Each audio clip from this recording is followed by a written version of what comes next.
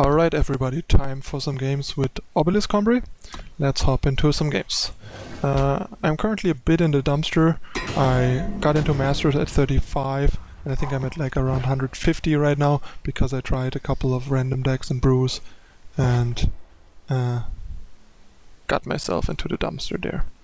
This is a pretty decent hand we can keep thanks to Find a Way and Acolyte. It's a little bit slow, but I think better than the average redraw hand should be. This is nice, so we can even curve out naturally without having to slow ourselves down for Find a Way.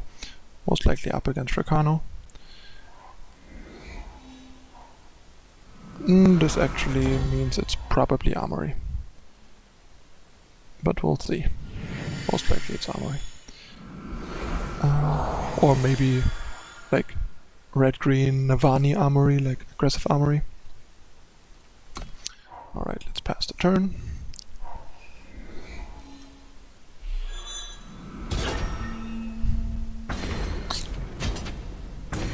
Alright. Sword of Icaria. And then we just play an Amber Acolyte to keep his weapon busy and get more power. Yep, it looks like regular Armory, something similar to the list that Tone usually runs, with Tinker Apprentice and probably black only for stash. So the question here is, do I want to Valkyrie Enforcer? I think I probably want to. I mean, I could just double Find a Way, but don't really need here, and I think having like some pressure in play and something to block weapons isn't the worst plan. I mean, it's a bit awkward against Auric Runehammer, but what isn't, basically. Plus it's not like we have anything that survives the Runehammer right now. Alright, so we'll go play that. Actually, that was a bit bad. I should have played that over the regular one, but it's probably not gonna matter much. And we have some Desert Marshal to block a weapon or pressure a weapon. I think I wanna Desert Marshal here to get something in play and silence this guy for potential stash later. He'll just play the Obelisk and this so we can Desert Marshal. Then I think I'll just attack and offer him the trade, which is fine. Alright, let's see how this goes. Like, this matchup is usually pretty good for this kind of Combrei deck. So let's see how it's going with our fairly weak draw in terms of what units we draw, but it's still looking fine. Playing a Sigil here. Patching another one with Find a Way. I don't think I want to play Titan here. I want to do that next turn with Stand Together open. So I'll just attack here and leave Stand Together and Marshal open. I might just Marshal end of turn. If he doesn't do anything. Most likely gonna do that because we have Stand Together to protect our board from a harsh rule, and having a 3-2 in play against Armory is pretty good. And as you can see, thanks to Acolyte and Find a Way, we hit our 8's power on turn 8. Yeah, we can't really do anything about that. So I'm just gonna drop that here. He's gonna jump block with the Tinker Apprentice next turn anyway. We get to play this, play our Titan, pressure his weapon, and then have Stand Together to protect our Titan. I mean, he's gonna kill this with a weapon, not much we can do about it, but we still have Stand Together. Probably gonna try and vanquish this. I'm not gonna Stand Together here because if I don't have to, I'm gonna wait till I draw a couple more units to hit with it. Or like, until he tries to vanquish or harsh rule the single Titan. No need to waste that just yet.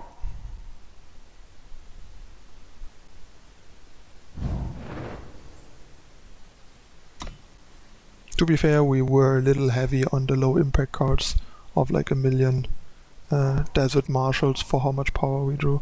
It's about time we draw something like a Parliament or Seraph or something like that.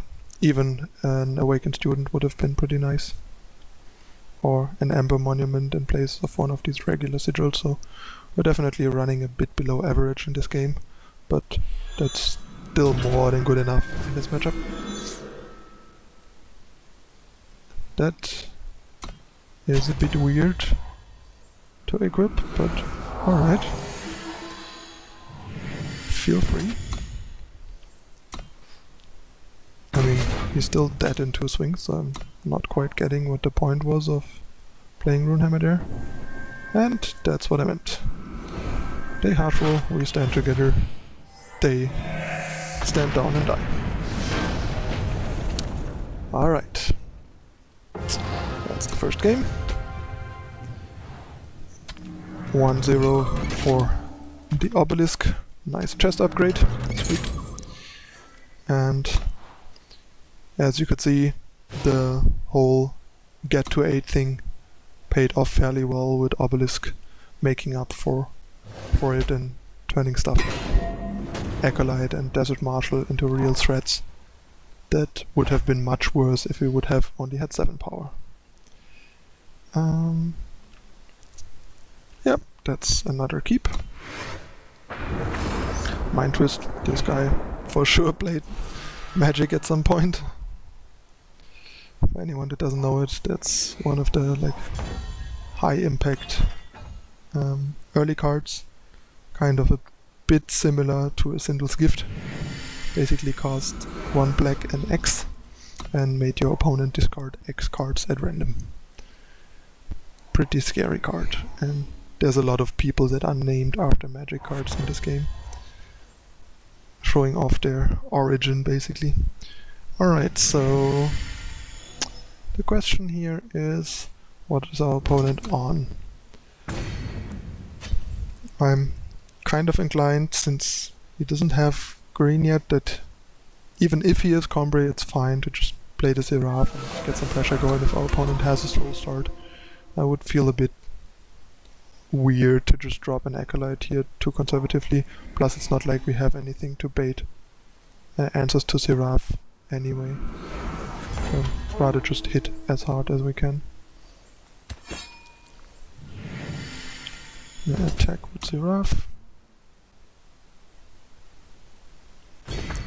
And then just enforce this guy to amp up the pressure a bit and get rid of the Aegis in case he grows it and we draw into another Silence or Vanquish to punish him for it. And yeah, once again, as long as the Seraph lives, we have enough power to get to 8 and then make Seraph crush our opponent. His own Seraph, fair enough. Now we're flooding a little bit. Keep in mind, the Find a Way are still a bit of a test, and it is possible that Find a Way is a bit much. But as I said, there's an old version of this deck that has basically 4 old secret pages, which are like Find a Way without the depleted sigils, and this deck had 1 Acolyte less and 2 more Find a Way over the 2 monuments that I'm running. So it's not like this is super out of the way and untested. Sunnyvale has been doing pretty well with this approach basically. So I don't think I want to block with my Seraph, since he seems to not have an answer to it, and our hand is currently very reliant on it. I'm just gonna do this and see what he's got. Probably stand together. I don't want to throw my Initiate of the Sands in front either, and blocking with Seraph is dangerous against Finest Hour.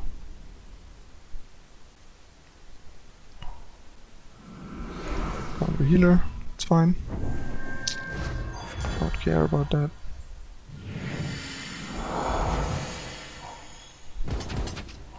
Let's attack, because we don't want to block anyway, and we are kind of ahead in the race. And as you can see, like, healer doesn't really do much here. It's a 2-2 and made Seraph a 3-7, which isn't very relevant because it's not like difference between 3-4 and 3-7 is pretty big here, and we can't like deal it damage anyway, and we don't usually get rid of her in combat unless our opponent wants us to. So we usually get rid of her by silencing her, and then she's just a 3-7 and we don't care. There's our silence. Just as the doctor ordered. Let's hope he doesn't find an answer to our Seraph, so we can start pumping out stuff next turn. I am a bit inclined to just actually, given that he's power screwed, silence his initiate, because it will take forever for his Seraph to be able to activate. By this point the game is probably already over, or we drew another silence. So I don't want to bother silencing a Seraph at a point where she is just a 3-7 without an ability. And initiate. Silencing initiate is a pretty big deal given that he's stuck on 3. Nice. Here's our 8th power. Let's cat. I was about to say a fatty, but I guess that's not a fatty, but it's a flyer, which is also nice because the opponent is fairly low and doesn't have anything to stop our flyers yet. And yeah, I guess we are a bit flooded, but doesn't matter, we have Parliaments and Obelisks to draw into and a Seraph to activate. So I think we kind of actually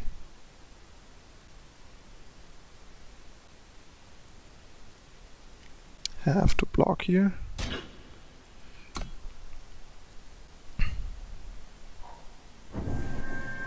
That is quite the blowout. But if we draw an Obelisk or stand together, our opponent just dies on the backswing.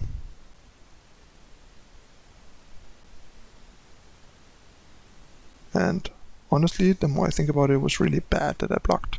Like, there's no way he can kill us. We should just block so in a way that he can't kill us, and then kill him on the backswing. That's just terrible. That was so terrible of me. Wow. Because now we lose because I blocked. Like, if I don't block, we're in a pretty good spot actually. Or if we block differently at least. So now we can like block, and then die. So yeah, we basically lose the game now because of how I blocked. That was a mistake. If I only block with one guy, he just can't kill us.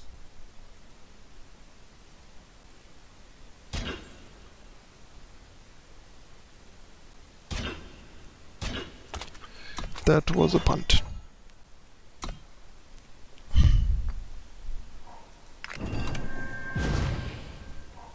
Fair enough. If he had the finest hour last turn, then us blocking with one less would have resulted in us dying. So I guess no matter how we slice it, we die there. Alright, 1-1. One more game. And then I'll see you for 3 more in the next video. Alright, that's a pretty good hand on the draw. I'm gonna keep that. Both influences, student and acolyte, and being on the draw to have a pretty good chance to find the 3rd power for turn 3. Which we already did. Perfect.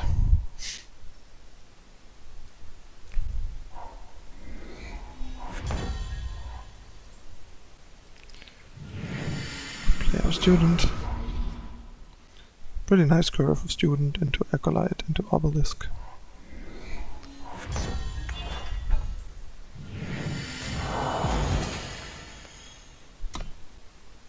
Let's see what he's got. Or if he's got anything. Nothing. Fair. Now we just acolyte pass. Next turn we can either Obelisk or like Vanquish and have Marshal open. If he plays the Titan, I was about to say, and there's the Titan. So get rid of that, hit him for 6. And I'll probably ambush Desert Marshal at the end of turn, independent of what he's doing. Because if he's big Combrei, we have Stand Together for his harsh rule, and if it's a mirror, we are ahead on board. So I think I just want to get that out there. And since we don't know if he's big Combrei or not, I'd rather play Obelisk than our Reinarch. Since if we play Reinarch here and he is big Combrei and harsh rules us, we lose the game. That's not so nice. And next turn we can just leave Stand Together open, or if he harsh rules here we can play the Reinarch to keep up the pressure.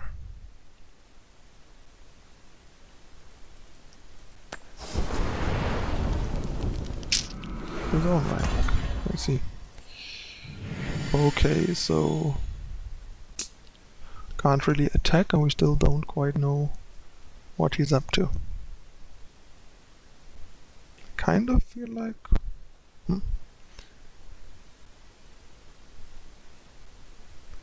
He might have harsh ruled here if he has it, but not sure. He has Inspired. That makes it unlikely that his big Combrei would harsh rule. So I think I'll just slam the Reinarch here and see what happens. Because then we have lethal next turn, and I don't want to like fall too far behind on board. Because there's also a way of losing to harsh rule without the opponent ever playing it by playing too conservatively against it. And we just can't really afford it. Alright. Let's attack.